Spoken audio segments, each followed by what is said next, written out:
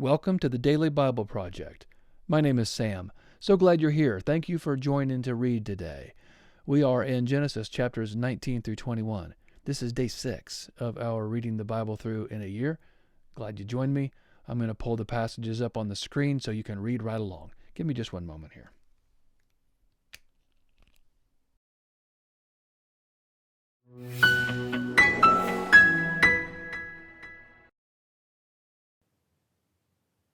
Genesis 19. The two angels came to Sodom at evening. Lot sat in the gate of Sodom. Lot saw them and rose up to meet them. He bowed himself with his face to the earth, and he said, "See now, my lords, please come into your servant's house. Stay all night, wash your feet, and you can rise up early and go on your way." They said, "No, but we will stay in the street all night." He urged them greatly, and they came in with him and entered into his house. He made them a feast, and baked unleavened bread, and they ate. But before they lay down, the men of the city, the men of Sodom, surrounded the house, both young and old, all the people from every quarter. They called to Lot and said to him, "Where are the men who came into you this night?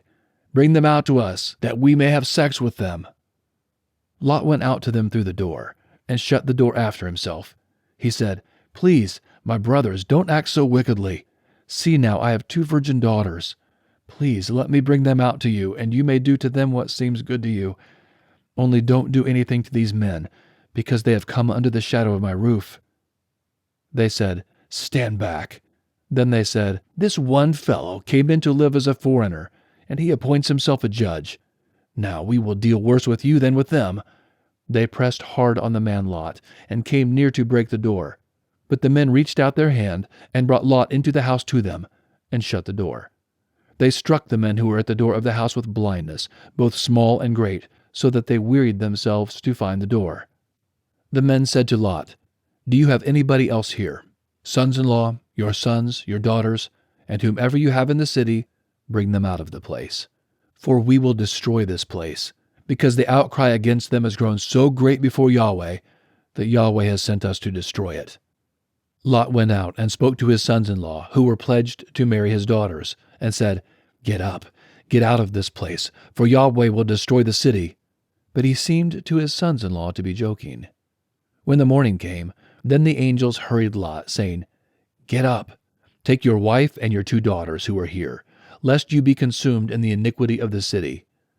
But he lingered, and the men grabbed his hand, his wife's hand, and his 2 daughters' hands, Yahweh being merciful to him, and they took him out and set him outside of the city. It came to pass, when he had taken them out, that he said, "Escape for your life. Don't look behind you, and don't stay anywhere in the plain. Escape to the mountains, lest you be consumed." Lot said to them, "Oh, not so, my lord. See now, your servant has found favor in your sight, and you have magnified your loving kindness, which you have shown to me in saving my life. I can't escape to the mountain, lest evil overtake me, and I die. See, now, this city is near to flee to, and it is a little one. Oh, let me escape there. Isn't it a little one? And my soul will live." He said to him, "Behold, I have granted your request concerning this thing also, that I will not overthrow the city of which you have spoken. Hurry, escape there, for I can't do anything until you get there." Therefore the name of the city was called Zoar. The sun had risen on the earth when Lot came to Zoar. Then Yahweh rained on Sodom and on Gomorrah sulfur and fire from Yahweh out of the sky. He overthrew those cities, all the plain, all the inhabitants of the cities, and that which grew on the ground. But Lot's wife looked back from behind him, and she became a pillar of salt. Abraham went up early in the morning to the place where he had stood before Yahweh. He looked toward Sodom and Gomorrah, and toward all the land of the plain, and saw that the smoke of the land went up as the smoke of a furnace.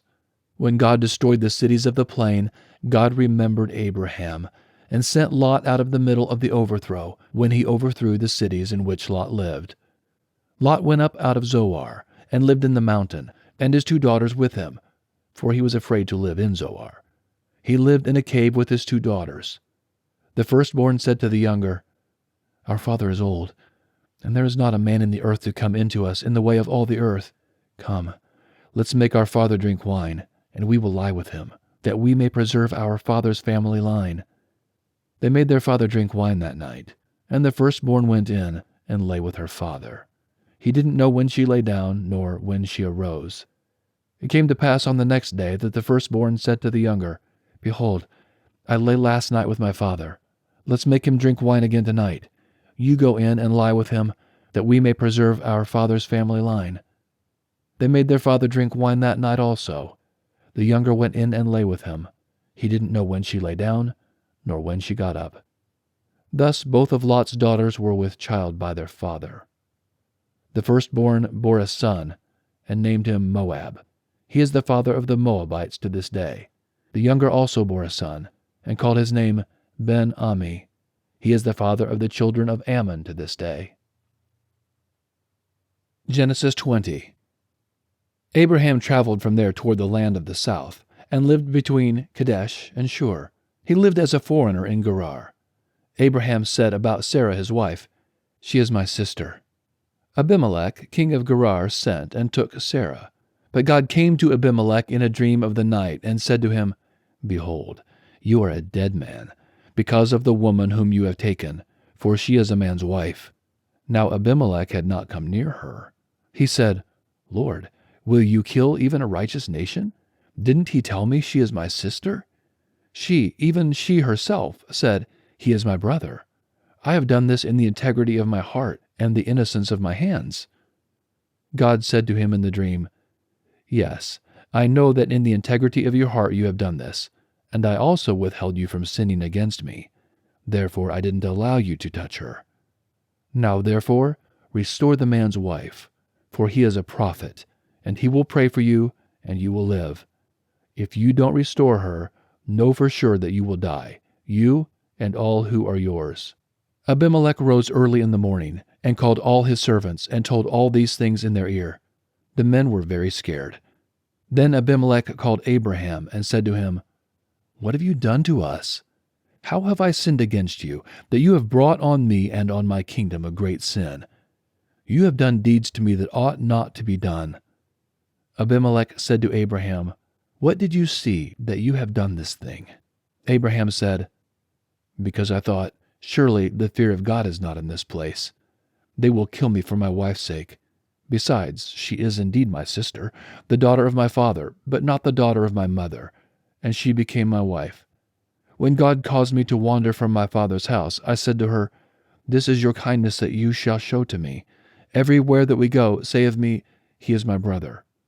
Abimelech took sheep and cattle, male servants and female servants, and gave them to Abraham, and restored Sarah his wife to him. Abimelech said, 'Behold, my land is before you. Dwell where it pleases you.' To Sarah he said, 'Behold, I have given your brother 1,000 pieces of silver. Behold, it is for you a covering of the eyes to all that are with you. In front of all you are vindicated.' Abraham prayed to God. So God healed Abimelech, his wife, and his female servants, and they bore children. For Yahweh had closed up tight all the wombs of the house of Abimelech because of Sarah, Abraham's wife.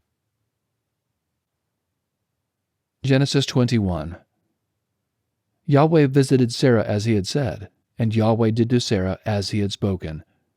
Sarah conceived, and bore Abraham a son in his old age, at the set time of which God had spoken to him. Abraham called his son who was born to him, whom Sarah bore to him, Isaac. Abraham circumcised his son Isaac when he was 8 days old, as God had commanded him. Abraham was 100 years old when his son Isaac was born to him. Sarah said, "God has made me laugh. Everyone who hears will laugh with me." She said, "Who would have said to Abraham that Sarah would nurse children? For I have borne him a son in his old age." The child grew and was weaned. Abraham made a great feast on the day that Isaac was weaned. Sarah saw the son of Hagar the Egyptian, whom she had borne to Abraham, mocking. Therefore she said to Abraham, "Cast out this servant and her son, for the son of this servant will not be heir with my son Isaac." The thing was very grievous in Abraham's sight on account of his son. God said to Abraham, "Don't let it be grievous in your sight because of the boy, and because of your servant. In all that Sarah says to you, listen to her voice, for your offspring will be named through Isaac, I will also make a nation of the son of the servant, because he is your child." Abraham rose up early in the morning and took bread and a container of water, and gave it to Hagar, putting it on her shoulder, and gave her the child, and sent her away. She departed and wandered in the wilderness of Beersheba. The water in the container was spent, and she put the child under one of the shrubs. She went and sat down opposite him, a good way off, about a bow shot away. For she said, "Don't let me see the death of the child." She sat opposite him, and lifted up her voice and wept. God heard the voice of the boy. The angel of God called to Hagar out of the sky, and said to her, "What troubles you, Hagar? Don't be afraid, for God has heard the voice of the boy where he is. Get up, lift up the boy, and hold him with your hand, for I will make him a great nation." God opened her eyes, and she saw a well of water. She went, filled the container with water, and gave the boy a drink. God was with the boy, and he grew. He lived in the wilderness, and as he grew up, he became an archer. He lived in the wilderness of Paran. His mother got a wife for him out of the land of Egypt. At that time, Abimelech and Phicol, the captain of his army, spoke to Abraham, saying, "God is with you in all that you do. Now, therefore, swear to me here by God that you will not deal falsely with me, nor with my son, nor with my son's son. But according to the kindness that I have done to you, you shall do to me, and to the land in which you have lived as a foreigner." Abraham said, "I will swear." Abraham complained to Abimelech because of a water well, which Abimelech's servants had violently taken away. Abimelech said, "I don't know who has done this thing. You didn't tell me, and I didn't hear of it until today."